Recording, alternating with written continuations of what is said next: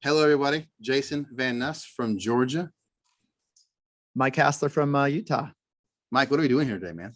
I'm excited for the opportunity that we have to kind of come together and just talk about the trials that we've had throughout work-based learning as we've gotten into it, but then also be able to offer solutions for how we're able to overcome those trials. And the hope is, as we're talking to businesses and to other work-based learning professionals, that we can at least provide some sort of insight that can help them unlock, maybe a barrier that they've had and get over it. And that's the goal today. What do you think? Yeah. I think we have a unique qualification. People have reached out to us from across the country and asked us to handle these different topics for them, whether it's professionals in industry or other coordinators across the states or country. And so again, the idea of communicating these things in a public forum, what that have been taking place behind closed doors and private. We need to get out of that practice as professionals, is quit having these private siloed conversations. And let's share our stuff publicly for anybody who wants to use it, consume it, and implement it. So yeah. I'm pumped about today's topic. I'm excited about it. It's a particular passion of mine. It's how I've been able to have at least the modicum of success I have at my school in my program. So yeah, those are my thoughts on the topic.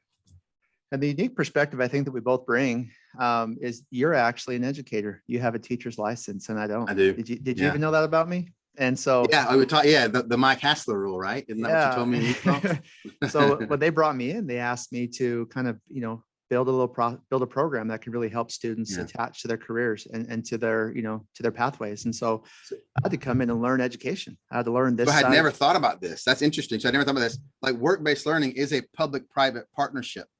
I never thought about our 2152 project actually being a little sample of what work-based learning is, in that you're the private sector for-profit company background. I'm the public sector, pedagogy, trained, curriculum implementation, all through and through educator.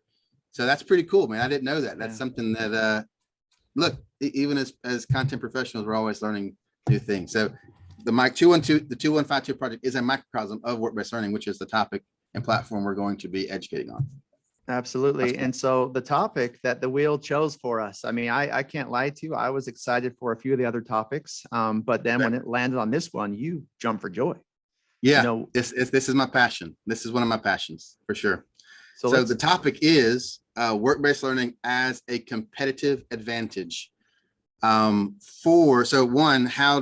If you're watching this and you are a work-based learning coordinator or in workforce development in the secondary level, how do you leverage the value of this to an employer? How do you share that this is a competitive advantage, work-based learning, to that employer? And if you're an employer, this episode is going to show you why it's a competitive advantage, why it's something that you should implement before your competitors to establish that talent pipeline. So yeah, this is how I've, again, built my program to establish whatever success I've been able to have has been built on this premise.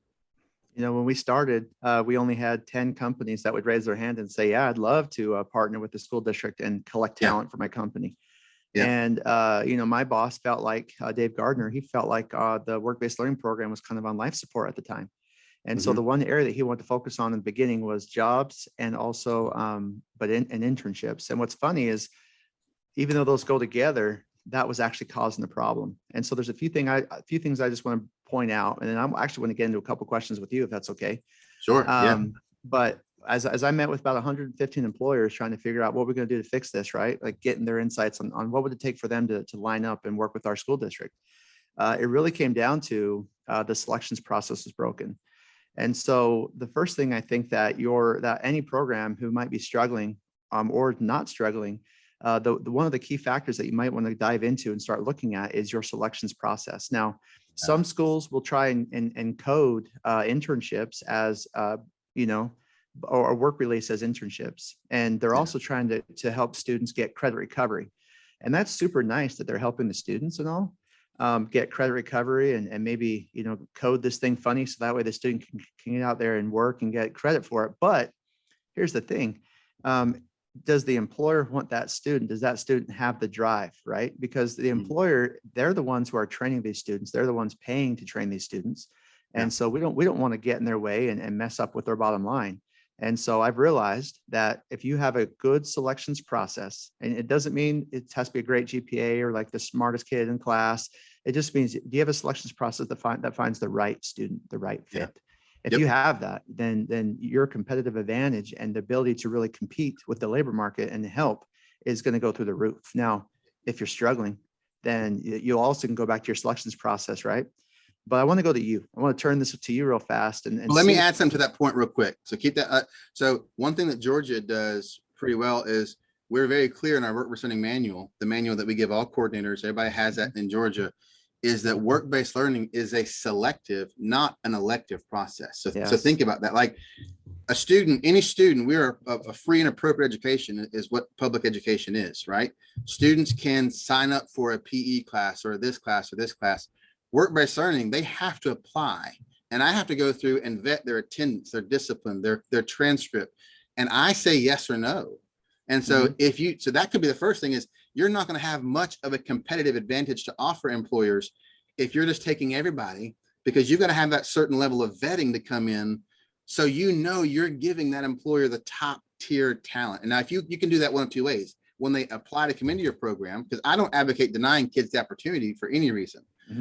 So I do let some kids in my program who may be rejected from other programs, but then for my top tier employers, my Studio 8s, my Ace Electrics, my Langdale Forest, those people, I have a whole separate level of vetting so that I know I'm giving them the top tier talent that's going to give them the competitive advantage that I pitched to them. So I just wanted to say that before I lost my train of thought. I didn't mean to interrupt you, but No, you're thought it was good. pertinent But for your point. and this is where it all changed for me. And this is how we're able to grow our program to the extent that we have. But I remember talking to my wife and just basically saying to her, I wonder what would happen if instead of us trying to push something down the employer's throats, what if we Yeah. just listened to the employers and gave them what they want? Yep. And my wife's like, sounds like it would make sense. And Yeah. we went out there and applied it. And everyone's like, what did you do? And Yeah. at the end of the day, we just listened to the employers and Yeah. gave them what they wanted. But let's go back to you. When you came into work-based learning from graphics as a teacher, right? You Okay. probably had an idea of what work-based learning was, but I did. today's topic is selling it as a competitive advantage. Do you Right. remember the first time that you maybe met with an employer and and it just fell flat? And how did you overcome that? Well, the first time it fell, I mean, it's a unique situation. The first time I met with an employer, it actually didn't fall flat. And it speaks to what you just said. People need to understand, employers in the industry need to understand, like you have to have a vision for what you're doing. You can't be reactive. You got to be proactive. And partnering with a talent at the secondary level through work-based learning, whether it's in Georgia or it's in Utah, it takes a certain level of being a visionary, because a lot of people aren't doing that, and you and I are here ringing the bell, screaming at the top of our voices, look at our kids, they have the talent. But a lot of industry hasn't bought into that yet. So kind of what this is meant to do. But yeah, I have met with a lot of people. And so it wasn't the first meeting, but the first time I met with someone, I do specifically mention, and I don't want to mention that company's name, but a lot of companies had that perspective of, hey, I need help. I need talent. I need access to talent. Oh, by the way, they've got to be 18 years old. And my first response was, no, they don't. That what you've done is you've conflated two issues. You've conflated law and legal acceptance with best practice. And I would even go as far as to say it's no longer best practice, because what you're doing is when you say we have to have an 18-year-old, and I understand the mentality comes from the Fair Labor Standard Act and the hazardous occupations that are defined therein. But OSHA doesn't care about students being 18. They care about safety, and your workers' comp doesn't really care about students being 18. They care about your mod rate. And you put an apprentice or an intern with someone who is licensed and credentialed. So I began having that process and that conversation with them, and they began to kind of see the lights come on. Some of them just flat out say, no, they've got to be 18. And again, the response is, that's not true. That is a corporate practice that's happened for a while, but it's not law. It's not legal. But what those companies are doing is they are beginning to, they are from the onset, they are dismissing a whole segment of our labor market. And that's a bad practice, especially when it's not forced by law. Now, if the law says you can't work with these kids, then fine. But the law doesn't say that. A lot of HR professionals just assume that's the case. And I have those conversations from time to time to time. And like, oh, wait, let me look into that. And they get back to me, oh my gosh, you were right. I can't, even in the manufacturing environment, I've got kids working in commercial and electrical construction who are under 18. So that's when typically when it falls flat is that those companies don't have the vision to challenge the norm and say, wait, this is how we've been doing that, hiring kids 18. Is there a reason we've been doing that? Is there a reason we've been getting rid of, or just from the onset counting out a massive segment of our labor market? If not, then let's investigate why. And then that's kind of where our job comes in. So that may not have been where you were wanting to go with that, but I can tell you one thing's for certain. If all of your competitors are still in the antiquated and not legally enforced mindset of hiring 18 or older, you partnering with my program gives you one heck of a competitive advantage because you're getting access to that talent 2 years before your competitors, sometimes 6 years. If your competitors are looking to people who are graduates of post-secondary school and you're coming to me and you're getting a kid at 16, that's a 6-year gap between 16 years old and when they graduate college. That is a huge advantage for a company. I mean, I don't know that I can quantify that advantage for a company. You're getting access to talent before your competitors. Those kids are going to be onboarded into your culture. Those kids are going to have probably gone through a couple of steps or pay raises. They're going to be extremely loyal to you. And if it does require any post-secondary education, now you take that kid and you send them off to post-secondary training as one of your employees. And when your competitors find out who they are, because they're looking to post-secondary before they even start recruiting these kids, they've been with you for 6 years. I mean, that's a no-brainer. I mean, again, I'm not in the business world, but that's a no-brainer. Do you think that employers know that 5% of all high school students in Utah are on LinkedIn right now? And are you think that they're using that as a competitive advantage? How about Lowndes County? I don't have the percentage, but I know that every kid in my program is on LinkedIn. And do you think that employers who have talent needs across the state, do you think that they're aware of that? And have they developed a process to partner with you through LinkedIn yet? Like where they've initiated that? No, I'm ringing that bell and screaming loud. I'm presenting. I just left Alabama. This summer, I presented to all the coordinators in Georgia on the value of leveraging LinkedIn for recruiting partners, for getting kids jobs, for communicating the competitive advantage for our talent. If a friend of mine, Tony May, we had lunch with him out in Utah. He says it's a sorry dog that won't wag his own tail. If we're not wagging our tail and telling everybody in the country, the talent at the secondary level is enough to give you a competitive advantage. It's enough to do what you're needing to do. They're receptive to training. They're often emerge from high school or in high school, skilled and credentialed from their CTE areas. I mean, their employers forget about high school kids because the stereotype that they can't be productive. And I've got 5 or 6 companies in my town, 3 of which are international companies who call me every year and say, can we get some more kids? Your kids are just super productive, super efficient, and very cost effective. But though, to answer your question, LinkedIn, they don't know, and it's a missed opportunity. I think to gain that competitive advantage, for one, is they have to understand that 5% of the students are already there. So you can already put tabs in them from a distance if you just understand how to partner and use the right hashtags. And so here in Washington County, we have a hashtag that represents our student population. And so when employers click on that, then boom, they have every one of our students have ever used that hashtag. Do you have a similar approach as well that employers could use if they wanted to drop in? Yeah. So you and I have talked about LinkedIn, and you told me something that you used, and I misunderstood you. But in misunderstanding you, I created in my mind this whole new area. So I create a closed group. All of my students they all join LinkedIn. They all join my company, Work-Based Learning, Lowndes High School Work-Based Learning Youth Apprenticeship Program. But then they all join a closed group. So it'll say 2022-23 school year. Okay. and they make a post to that closed group.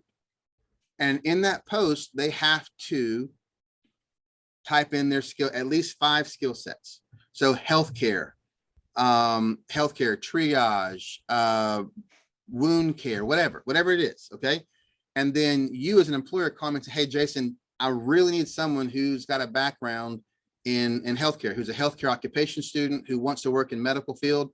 And so then I give you access to that closed group for 24 hours. You search that group for healthcare, and every kid who posted in their post healthcare pulls up, and then that employer can contact those students directly. And it's not just for healthcare, it's for any post: welding, construction, IT, cybersecurity, whatever kids, the skill sets they have, they put in that post, and then that becomes searchable by text. What a massive advantage. I mean, you basically leverage LinkedIn as a perpetual repository for talent in your program and across Georgia. I mean, and people have to ask for that. They have to, when they reach out to me, I say, yeah, I've got it archived, ready for you to go. Just go search it.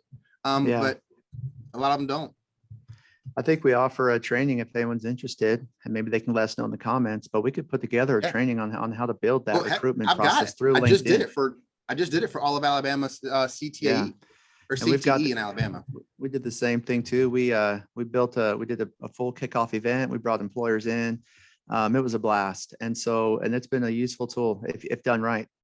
But one of my favorite bosses I've ever had, she's the one that really helped me hit my stride. Her name is Allison. And Allison, she taught me one thing. She says, people like to do business with those that they get along with, right? Something along those lines. And I just remember just thinking about that quite a bit. I'm like, okay. Well, that has opened up my whole world when Allison taught me that, because I've learned that there are companies that we've been trying to get into at times to give them a competitive advantage, but they don't want us. And it's because of a stigma. It's high school students, and you've already touched on that. But then I realized something. Who cares, right? Because if they don't want to do business with us, then we don't want to do business with them. Yep. At the end of the day, at least where we live, there are so many companies who have a need and who have a really good reputation.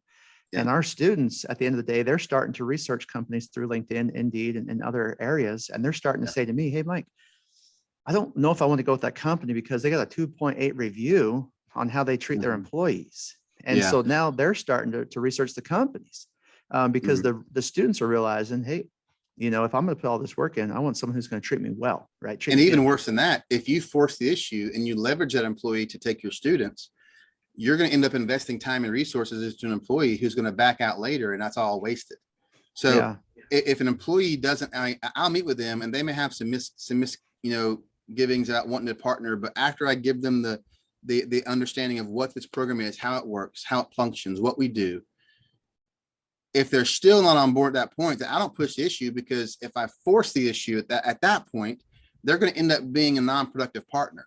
Or worse, and this may sound weird, but they're going to end up being a partner. They're going to end up being someone who's not a partner. They're going to end up probably doing it for the wrong reasons and creating more of a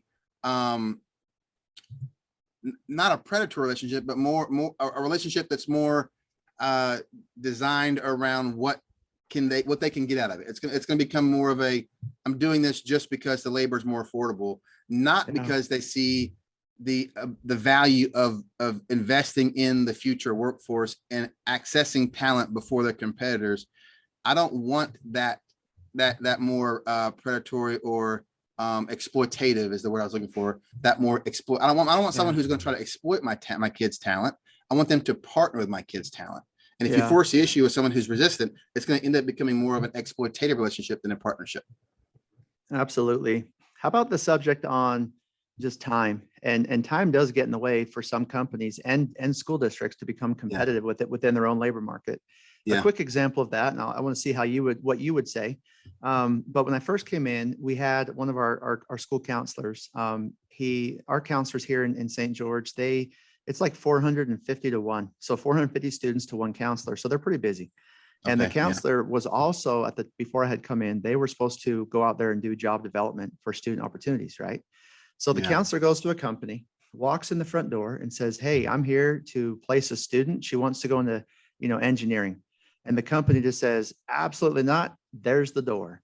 And the counselor was like, I'm so sorry. And then just walked out, and they had to get back to school because they had appointments. And so there's so much in that to talk about. But what goes through your head when you hear that? Do you think, well, that's the business's fault? Is it the counselor's fault? Is it the process? It's a What little do you bit. think? I mean, it's both. It's all. I mean, it's not the counselor's fault, because the counselor's job has 450 kids. Their job is not to focus on work-based learning. Now, I will say I invest a lot in my counselors, and because I know Yeah, that they're I don't have busy. much of a program without them. They're vital to me. I mean, I cater Mhm. lunches for them. I get them really nice Christmas gifts because I mean, Oh they man, work a lot for my don't kids. I don't get Christmas gifts. Now you're making me feel bad. But but they're massive. I mean, they're massive important to me. So it's not their fault, but I would say it's our fault if we don't educate our counselors on the competitive advantage that our students can offer. And I also say it's not always the industry's fault, because they don't know what they don't know. A lot of times their head is down. A lot of times they're dealing with tasks. But I'm saying is, there comes a point in time where employers are going to have to, I won't say desperate, but they get to the point where they don't have any other options. Does that Yeah. make sense? Mhm. And that's where some of my most productive employees and partnerships came from. And so I created a video for the Georgia Department of Education for all Georgia work-based learning coordinators, about how you talk to employers about employing students who are under 18. And it wasn't me talking. I actually got my industry partners to do that. So you can hear from me all day long. It doesn't really matter. Yeah. But if you hear from someone who's in your field, who's the HR person at this big company, who's decided to partner with these kids, yeah, great. I mean, that's a lot more impactful.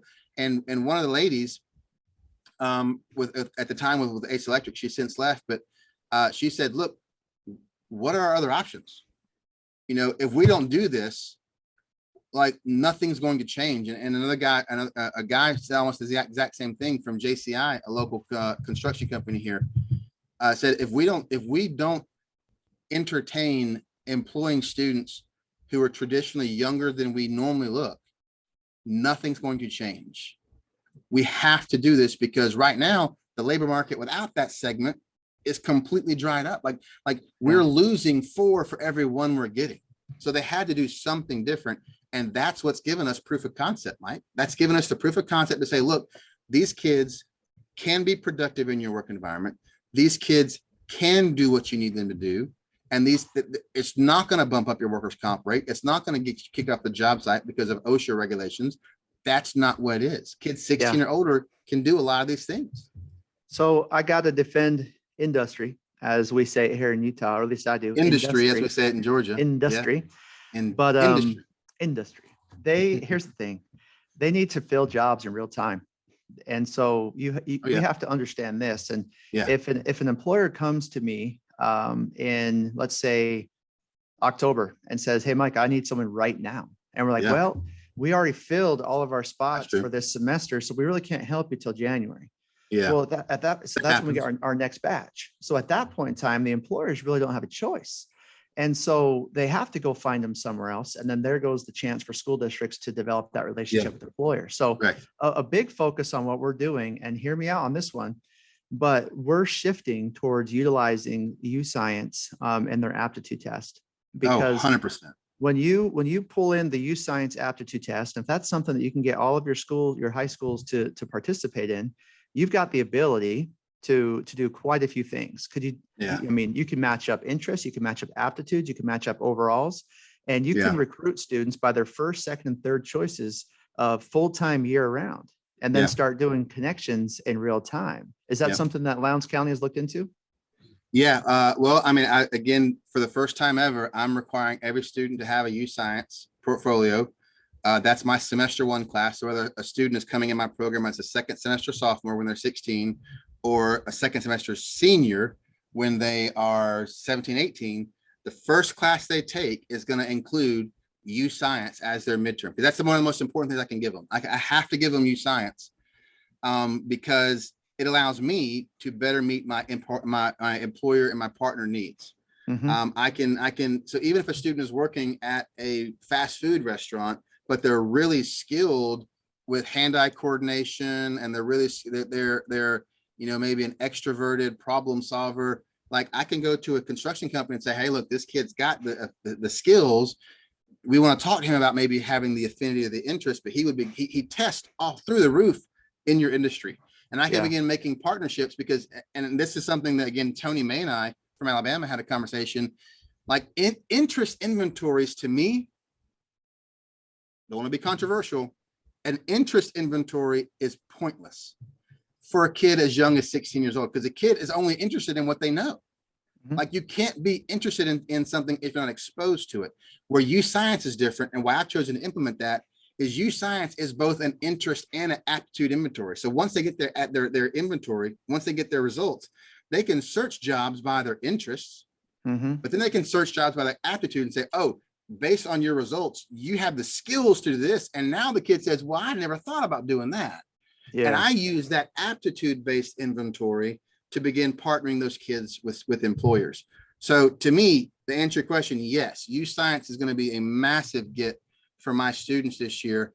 And I've already had a couple of conversations with some people in that organization about maybe making a few tweaks and getting it to where I can actually bring employers into U Science and have them express what they want. Like, I like to hire the kids with these aptitudes, and then automatically pair them. And so that's but I know that's coming. It's coming, and I'm super excited about it. But yeah, 100%. It is going to give me one more tool, and probably the most preeminent tool in my tool bag in U Science to leverage kids as a competitive advantage, because now I'm not just looking at their interests, because you don't know what you don't know, right? I'm looking at their aptitudes and their interests. Yeah.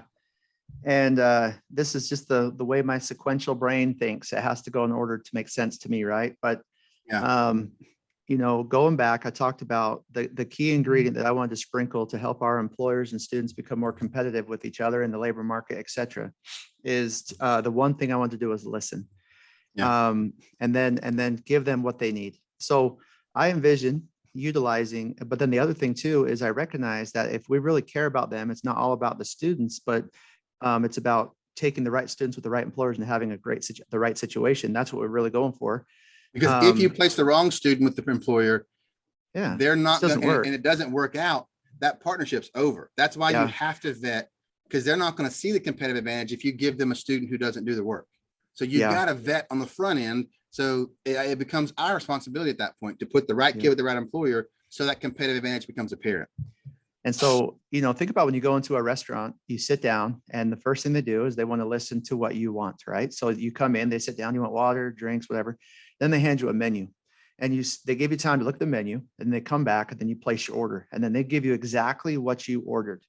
And because of Kelly and what she's been able to show us here in Utah with U Science, Kelly Openshaw, I envision this upcoming year that's something that we're going to implement. And it's literally going to be like a menu for employers, where they're going to come to our program, and I'm going to give them a menu and say, which aptitudes would you like to recruit from? What do you need? I'll give you time. I'll come back later. And then the employers have circled the aptitudes that they need for certain positions, not just for the company. And so, because we have companies that will offer 3 or 4 different spots. And so I come back now, and I've got a menu where they've put down their order, and I go give it to the cook, and that's our recruiting process. And then we cook it up. And I envision being able to really recruit in real time, just faster and better than we've ever done it, once we bring in the menu services that we can now through this aptitude test. That's why I envision Utah. And in Georgia, for my Georgia coordinators who are going to be watching this, we have a category called ESD, which stands for Employability Skill Development. So all of our kids are categorized. Well, the ESD is a category reserved for students whose job doesn't match what they're studying in school. So let's say they're a welding student, but they're working in a fast food restaurant. Nothing wrong with that, but there's no correlation between what they're learning in the welding class, the fabrication class, and what they're doing at work. U Science and the aptitude skill sets, and being able to pair them with those people, those employers who want that aptitude, allows me to get that student off my ESD roster and into a more productive, career aligned placement, for lack of a better word. And so I'm really excited about that. And I've met Kelly, and that's great. And I've met Lisa in Georgia, who's my regional rep, and we've got some cool things going. but yeah, so I mean, it's gonna. I look forward to reporting back maybe at some conferences next summer on how that worked, giving some data about what that looks like. But it's very promising, as it's a promising tool for us to increase the efficiency, the efficacy of that competitive advantage by making sure we put the right kid with the right employer. Whatever tool Yeah. you use is great. I know that I'm using. I know you're using Science for that. But again, I go back to the thing. An interest inventory only is pointless for a high school Yeah. kid because they're only interested in what they've been exposed to. Then aptitude-based inventory or aptitude inventory with interest, it actually exposes them to things they're not already familiar with. And that's where the power comes in. I can pull Yeah. the kid who thought he wanted to be a surgeon and can now go into IT or cybersecurity because the attention to detail, the hand-eye coordination, the all that stuff is the same. It's just not going to be as whatever. I mean, so yeah, it's phenomenal. Yeah. So I think we got to wrap up here, but if we could just summarize just kind of what we've learned today and talked about. One is just the first thing important to have that work-based learning as a competitive advantage for both the Yep. schools and the employers is, Yep. in my book, you got to listen to the employers first. Second, Yep. you have to figure out how to create time, because if your school counselors don't have time to get out there, or whoever it is that's in charge, then Yeah. the districts need to evaluate how they're going to provide more time from the district side, from the employer. And in Georgia, side. that's the coordinator's job. Our job's to get off campus, go Yeah. recruit, go do that.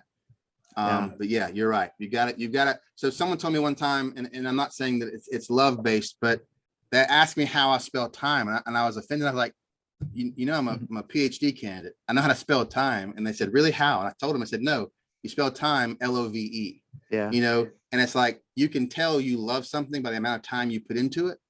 And that's kind of how I treat my business partners and my students is, you can look at how I spend my time. The majority of my time is spent off campus, investing in my employers, on campus, investing in my students. That's what my job is. So Yeah. I would agree 100%. Like you've got to find a way to create that time to grow those partnerships, to grow those investments. Yeah. And then, of course, highly encouraging employers right now to understand what hashtags are the districts using in your area. Yeah. If you're a school district, what hashtags can you combine? So then you can start to really help employers recruit, qualified candidates in real time using LinkedIn or other platforms. And then of course the precision, or not the U-Science, the aptitude test, right? Using that to be a little bit more targeted with our recruiting in real time, and not just flock shooting, saying, and that's what interest surveys do. It says, you want graphic design? Well, let me go throw you into graphics. Yep. But an aptitude test combines with interest, and it creates a whole different picture. And I think it's important for us to say this to the people who are watching. You and I are employed by our school districts. Mm-hmm. We are not. There are no affinity links. There are no we're not employed or paid by LinkedIn. We're not employed or paid by U-Science.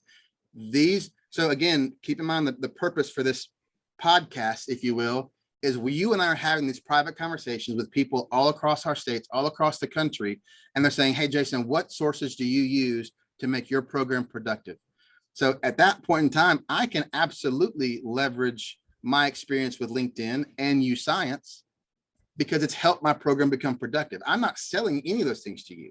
I'm just telling you, I've used those things to make my program productive, and they're going to continue to make my program more productive. But I don't want people to think that we're here being a shill for other for-profit companies. I'm not. I'm just sharing with people, this is what's made me productive. This is what's brought people to my doorstep to say, how are you doing what you're doing? I'm doing it through these companies. I'm doing it by pitching competitive advantage. I'm doing it by recruiting people based on that message. So, I think that's important for people to understand is you and I are just average guys who've had success in our industry, and we're telling the story of how we've done it, and we're doing it. Open source. I tell people all the time, I'm 5'8", overweight. I work for the state. There's not a lot to me, but you're only 5'8". I'm only 5'8". And did I tell you I work for the state? You need to come up with a rhyme for me. I'm 6'3". I've got a degree. I don't know. Come up with a rhyme for me. Come up with a rhyme for me. we'll get there. You know, we'll add it. But what I've learned is that to really make this program really work is you have to Yeah. then, once you've sold the employers on all of this concept and you've listened to them, is you have to Yeah. then go recruit better. And I'm not saying that you go for the most popular. I'm saying you go for the right people. And Yep. that's what we're going to be introducing as part of the 2152 is we're going to be bringing in Brindley, we're going to be bringing in Andrew and others. And so Yeah. this is going to be fun. So people can see what does a high school student really look like? So we can help Yeah. break down some of those stigmas that are out there and then help Yeah. people kind of start to overcome those barriers that they face because they just think, well, high school students don't want to work hard. Yeah. And that to me is nothing's the further premise. from the truth. The premise of why we call it 2152. Hope you saw the hype video. It's why you're watching this one. But if you didn't, 2152, Mike, tell them where that name came from. Well, that's when we collaborated, and I reached out to you and said, "Yo, Jason, is there a way that that our program can collaborate with your program where we can showcase to employers in real time how amazing our students are and your students are, so we can give employers an actual visual of what does Yeah. equality like? What does it look like? And then, but what do we call it? And then you're like, what's your address?" And I was like, 121. Yeah. And you're like, okay, my address. And all of a sudden, what happened next? Yeah. So I put my address and your address or the address for our offices in Google Maps. Again, not paid by Google. And it said we were 2,152 miles apart. And I think that's what we want to say is if you and I from different regions that Mhm. far apart are experiencing the same issues with employers, with industry, with students, with training students, with employability skills, with all these things, we said, man, why can't we begin to tell this story and say, look, we can partner. There's no geographical reason we can't partner together Mhm. through technology, share the story of successes our programs have had, and put forward, again, that proof of concept that our students can work together from that Yeah. far apart. And that the work-based learning, 2,152 miles apart, is still the best solution to solve the labor market and the labor issues, especially in those critical labor shortage areas, Mhm. regardless if you're in South Georgia or South Utah.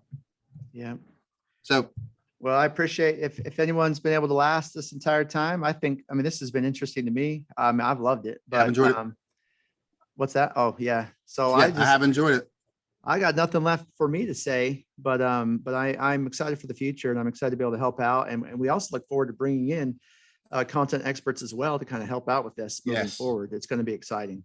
Yeah. So just real quick in summary, if you're a coordinator professional, find out how to leverage the idea of competitive advantage to your employers, get them on board to hire your students. If you are an industry professional or an employer or both, probably both, really begin to challenge yourself, challenge your normal operating protocols and find out why are we ignoring this whole segment of the labor market in critical labor shortage areas. You're just getting rid of them. You're jettisoning them from the very beginning without even considering, ask yourself, is this just a normal practice? And have we conflated normal practice with law? And if you have, then get rid of that idea and go to your local coordinator and say, I want a talent pipeline, because that's how I gain a competitive advantage. And that's how I begin getting access to talent. So that in summary is my pitch. Mike, I'll let you take it away. Thanks for your time today, man. That's all I've got. I appreciate your time too. And that's it, man. Let's wrap this bad boy up. And I can't wait for the next topic. And obviously, feel free to reach out to us individually, connect with us on LinkedIn, ask questions. We're here to help. And like Jason says, we're not getting paid a commission. We just realized that there's a need and we just want to be able to support it any way that we can. So thank you. Yes, sir. Yes, sir. Y'all have a good day. Thanks, Mike. We'll talk soon.